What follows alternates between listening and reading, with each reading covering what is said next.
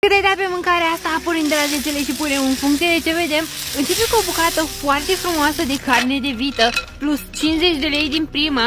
Acum a pus-o în apă cu gheață, foarte interesantă procedura asta, face un mix de sosuri, plus 5 lei, cred că a pus și ghimbir și usturoi, încă 3 lei. Wow, ce bine a gătit-o în interior, e chiar un medium rare.